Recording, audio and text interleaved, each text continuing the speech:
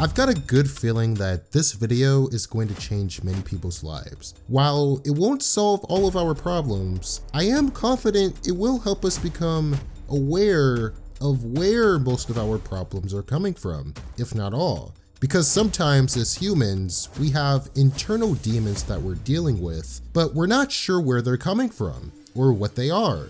But with awareness, we've already won half the battle, if that makes sense. Without wasting time, I'll get right into it. From my experience, the 10 traps in this life are pride, greed, lust, gluttony, anger, envy, sloth, or in other words, the 7 deadly sins. And then you gotta watch out for the world, the flesh, and the devil. Since I've already made a video on the 7 deadly sins, what I'll do for this video is simply explain the 3 traps I've added: the world, the flesh, and the devil. And then I'll combine the 7 deadly sins video with this one, so that all the traps are explained in one video. Before I begin, it's really important that I make this point clear. We're all going to fall victim to these traps. It's inevitable. I'm not claiming to be a perfect person, nor am I expecting you to be. The goal of this video is simply to improve our awareness of certain difficult situations. Like I already said, trying to be perfect will destroy us because it's impossible. Trust me, I've tried it, it doesn't work, and again, that's not the point of this video. With that being said, I'll start with the flesh. What is the flesh and why would I call it a trap? The flesh, in a nutshell, can be summed up with this particular scene in the SpongeBob episode, Midlife Crustacean. You're talking about girls, right? Girls? Yeah? And you're talking about raiding their dressers for their underpants, right? Oh yeah. If this works, I'll take back what I said about you two being lame. So if you haven't guessed, examples of the flesh include fleshly desires, PMO addictions, and obsessive, materialistic comfort in general. There was a brilliant comment on the collab video I made with Jordan Green. That video was about how lust can destroy us. I mean it when I say, this is one of the greatest comments I've ever seen on YouTube, and it's helped me personally. This person said, lust is the devil's most underrated weapon, right next to comfort. It's so true. When we're feeling down, we use lust to temporarily relieve the pain we feel inside. But it can also happen when we're feeling good or bored. When we're too comfortable, that's also how lust can sneak up on us. Remembering this tip can save you in future battles with your mind. But don't be fooled. The flesh isn't just about sexual lust. It also has to do with other ways we satisfy our bodies, like the food we eat or the things we smoke. The body loves pleasure. I'm not saying there's something wrong with a little dopamine rush every once in a while, but that's why it's a trap. It can be so addicting to satisfy ourselves. We have to be careful what we're consuming, what we're watching, and what we're putting into our bodies. Again, it's not about perfection, it's about awareness. Now I want to talk about the next trap, the world. What do I mean when I say the world is a trap and why? Before my explanation, I want to share a brief story related to this topic. This is from the SpongeBob episode, Porous Pockets. Here's the plot. SpongeBob and Patrick find a pearl worth a fortune. They later sell it to this merchant who gives them millions and millions of dollars for the item. Yet, as a multi-millionaire, SpongeBob surprisingly keeps his loving attitude and is generous with his finances. He gives to people who didn't ask for it. As a result, he receives many fake friends who follow him and take advantage of his generosity. Later, the fame gets to his head and he becomes a prideful, selfish moron who forgets who his true friends are. The episode ends with him losing literally all of his money and all of his so-called new friends with it. In the end, he realizes that no money, no fame, and no attention is worth forgetting his morals and neglecting his friendship with the starfish who was with him since the beginning. So the message is, the love of money is the root of all types of evil, just like the Bible says it is. With that being said, the world can be summed up with the following examples. Idolatry, or in other words, treating people or material things like it's God, worshiping the things of this world rather than the creator, secular music, popular trends, the advancement of AI technology, and the saying, since everyone else is doing it, why shouldn't I? You might be thinking there's nothing wrong with most, if not all of these examples. And you would be right, kinda. There's really nothing morally wrong with having a celebrity crush, music, trending topics, finding AI interesting, and just wanting to have a little bit of fun with a particular community. However, that's exactly the reason why the world can be a trap. Because doing what the majority of people are doing can be addicting. Thinking the way the majority of people think can be easy. And if we're not careful, the world can brainwash our minds in harmful ways. It can get us to believe things that aren't true, and it can affect our attitude towards people for the worse, and subconsciously destroy our spiritual life. When it comes to the world, proceed with caution. Finally, what is the devil? The devil is like Flats the Flounder and Bubble Bass. He wants to kick your butt for no good reason. Hi, SpongeBob. I'm gonna kick your butt. You failed again, SpongeBob Loser Pants. He's been hiding the pickles under his tongue the whole time. To get to the SpongeBob, I'll show him compassion and understanding. Then he'll give me what I want.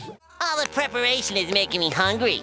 Me too. You know what would really hit the spot? Why don't you whip us up a couple of Krabby Patties? The devil is responsible for us being deceived about the truth. He wants us to either forget about Christ and his teachings, or simply take them for granted, not really believing they're important. And he will use whatever he can to make that happen. The devil is also a liar. He'll convince you that whatever immoral or evil thing you're thinking about doing is not that big of a deal. So that way you won't feel guilty about it. No one, and I mean no one, can ever know about this. It'll be the end of you, it'll be the end of me. For me to sit here and say that our actions don't have consequences would be lying to thousands of my viewers. I mean, I could tell you what you want to hear, like the saying, all paths lead to the same God, or there is no such thing as good or evil, there's just opinion. But these are lies from the world. If anybody has a problem with this, I have to ask, do you care about the truth? Or do you just want to live in fantasy land where people can be as evil as they want and there's no consequences for their actions? Well, the truth is, Jesus is the only way to God. If you try to work your way to God, it's not going to work because none of us are good. Jesus himself said, no one is good except God alone, which is exactly the reason why we all need a savior for salvation after we die. If you really want to make the devil angry, follow Jesus and his teachings. So now I'll talk about the 7 deadly sins. I thought this would be a great opportunity for me to analyze every main character in the show and discuss their strengths and weaknesses. Also, fair warning, the deadly sin SpongeBob has been assigned might ruin your childhood. I'll get to him near the end of the video. So let's start with Patrick. The most fitting label for him would be Sloth. Sloth is defined as a lack of desire to do anything productive. This means intentionally avoiding responsibilities, putting no effort into anything, and refusing to take action. In one episode, he literally wins an award for doing absolutely nothing longer than anyone else. He doesn't put much effort into his appearance or his house. When he's in his home, we usually see him either sitting on his ass watching TV or sleeping. Though, to his credit, he's mastered the art of minimalism. From his perspective, this sloth-like behavior isn't really a problem. However, he frequently irritates those around him, and his lack of awareness makes him oblivious to the conflicts he creates. Mr. Krabs and Squidward have no patience for his stupidity. Well, maybe it is stupid, but it's also dumb. The next character that deserves a roast is Squidward. The most fitting deadly sin for him would be wrath. Wrath is defined as uncontrollable feelings of anger, rage, and even hatred. Wrath also reveals itself in the desire for revenge. It can manifest in multiple ways, including impatience, cynicism, and self-destructive behavior. Squidward is usually grumpy and bitter about someone or something. He lives in a constant state of self-pity and misery, and is unhappy with his life. He dreams for a future with fame, prosperity, and status. He's been working his entire life to get to that point, but sadly, all of his efforts end in disappointment. As a result, he lacks optimism and confidence that his life can change for the better. It especially doesn't help when his neighbor SpongeBob effortlessly succeeds in areas that he knows he should excel in. There really is no bright side to this one. There's a quote in Batman Begins that goes, "Your anger gives you great power, but if you let it, it will destroy you." Squidward doesn't know how to control his anger, so it does absolutely nothing for him, and oftentimes makes his life worse than it already is. Simply put, nobody wants to be a Squidward. Hello, you've reached the house of unrecognized talent. Please start after the... Sandy is assigned the deadly sin, pride. Now, generally, there's nothing wrong with being proud of oneself about something. In fact, I encourage it. However, pride at its most shallow levels is believing that one is better, superior, or more important than others. For the most part, I respect Sandy's confidence in herself. She is the opposite of Squidward in that she never doubts her abilities to succeed and handle challenges. Normally, her self-pride doesn't get to her head, but there are moments in the show where she comes very close to death, simply by trying to prove a point. To put it simply, her pride is what's generated her so much success in her life, but I'm willing to bet money it's going to be the cause of her death. I am the best there is. There ain't nothing too big or too ornery for me to catch. Obviously, Mr. Krabs is greed. Greed is defined as an unhealthy desire and pursuit of material possessions. As shown in the show, Krabs values money more than anything else in the world. He treats others poorly purely for the sake of maintaining and upgrading his finances. In one episode, he literally sells SpongeBob's soul for 62 cents, which is probably his lowest moment, and truly emphasizes how serious of an addiction this is. In fact, there's a whole article dedicated to how his greed has hurt others throughout the show. Some examples include charging his employees for simply existing, that experiment when he kept his restaurant open 24/7, and that time when he held jellyfish captive. But who am I to judge him? He's a millionaire. I spent $2 whole on these boots and now I'm stuck with them.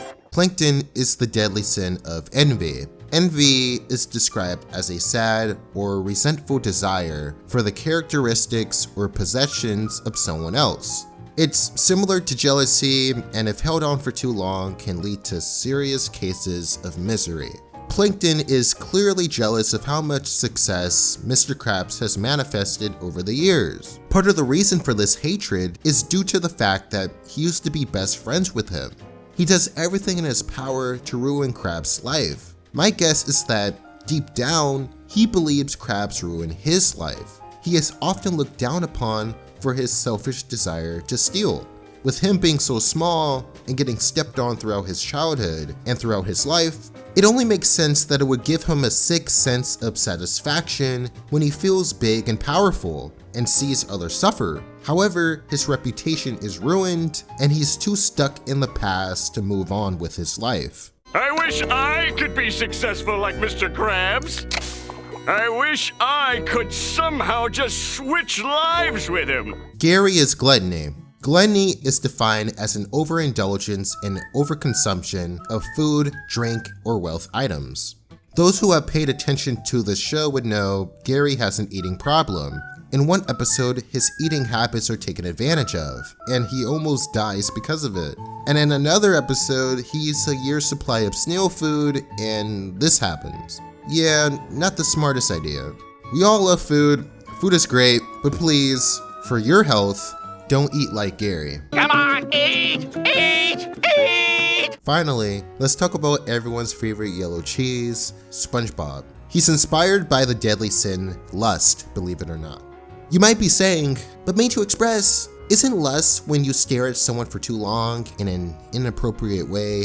Well, yes, that is how lust is often thought of in our society, and he's had those moments too. Gary! I was just looking for the sports channel, Gary. Aristotle defines lust as any kind of excessive love for others. SpongeBob loves people. He loves the world. He's so blinded by his love, in fact, that he is oblivious to Squidward's nasty opinions about him. So how does this aspect of his character backfire? Well, because of his obsessive attachment to people and his blind trust that they will be nice to him, he's often very hurt when they don't reciprocate the same affection.